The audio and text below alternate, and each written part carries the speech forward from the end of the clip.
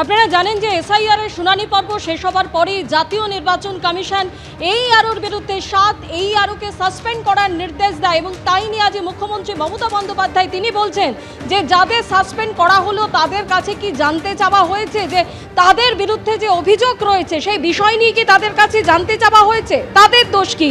ইয়ারোদের বিরুদ্ধে কোনো রাজনৈতিক দল বললেই ব্যবস্থা, তাহলে বিএলও মৃত্যুর আগে কমিশনের বিরুদ্ধে অভিযোগ করেছেন তাতে কি ব্যবস্থা? যারা ইয়ারও ডিএম ভিডিওদের ভয় দেখাচ্ছেন সবাই আইন মেনে চলবে বললেন মুখ্যমন্ত্রী মমতা বন্দ্যোপাধ্যায়।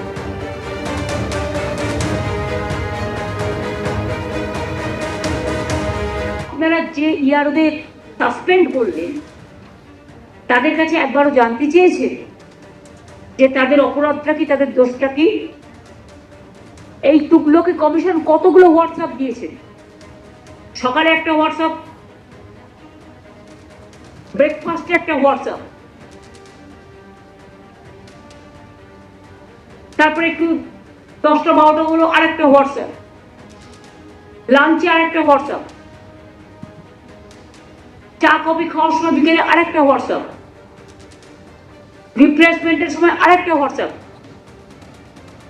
ডিনার খাওয়ার সময় আরেকটা হোয়াটসঅ্যাপ, ঘুমোতে যখন গেল আরেকটা হোয়াটসঅ্যাপ, এবং যাতে এক এক রকম total confusion and contradiction and টোটালটাই ইললিগাল, টোটালটাই বেআইনি।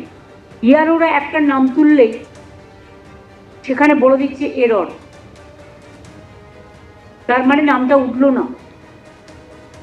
এখন আমার মাইনরিটি খুঁজে খুঁজে বেড়াচ্ছে, তপশিলি খুঁজে খুঁজে বেড়াচ্ছে, আদিবাসী খুঁজে খুঁজে বেড়াচ্ছে, রাজবংশী খুঁজে খুঁজে বেড়াচ্ছে, গরিব লোক খুঁজে খুঁজে বেড়াচ্ছে, মহিলাদের প্রতি বঞ্চনা করেছে, লজিস্টিক ডিসক্রিপেন্সির নামে মেয়েদের অধিকার কেড়ে নিয়েছে।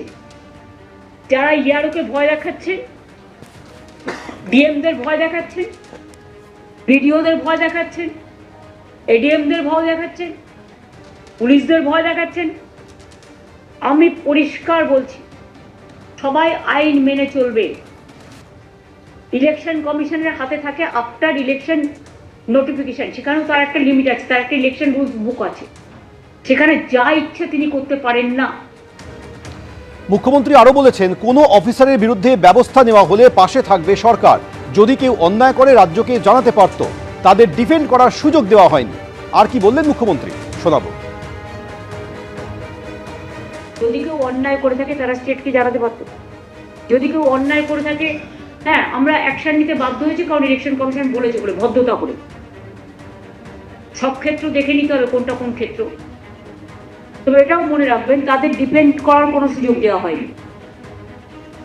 আমি দু একজনকে চিনি যারা দিন রাত খেটেছেন, পরিশ্রম করেছেন, তাদের কাছে একবার জানতে চাওয়া হলো না আপনার অপরাধটা কি। তো এদের ইনভেস্টিগেশন হবে, সেখানে দেখা যাবে কি আছে না আছে। বাট তারা কাজ করবে, ইলেকট্রাল রোল ছাড়া অন্য কাজ, ভালো কাজই জেলায় করবে। দিদি তারা তো চাকরিচ্যুত হচ্ছে না দিদি, এবং যাকে ডিমোশন করবে তাকে আমরা প্রমোশন করব, কারণ এগুলো হচ্ছে অ্যাট্রোসাস টেরেবল ভিন্ডিকটিভ অ্যাটিটিউড। গভর্নমেন্টে থাকতে গেলে ভিন্ডিকটিভ অ্যাটিটিউড নিলে হয় না, সবাইকে সমান চোখে দেখতে হয়।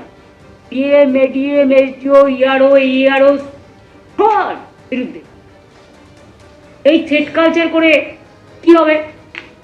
আজকে আপনি একটা আইন দেখাবেন, কালকে আপনি ভায়োলেট করবেন, এটা তো আপনার দোষ। কোনো অফিসার ভিকটিমস হলে unnecessarily government will protect their interest 100%. Maybe under this Tugloki commission they may not be working for the electoral roll purpose, but they can work the other development work. তাদের সাথে আছি, ছিলাম, থাকবো। ABP আনন্দ, এগিয়ে থাকে, এগিয়ে রাখে।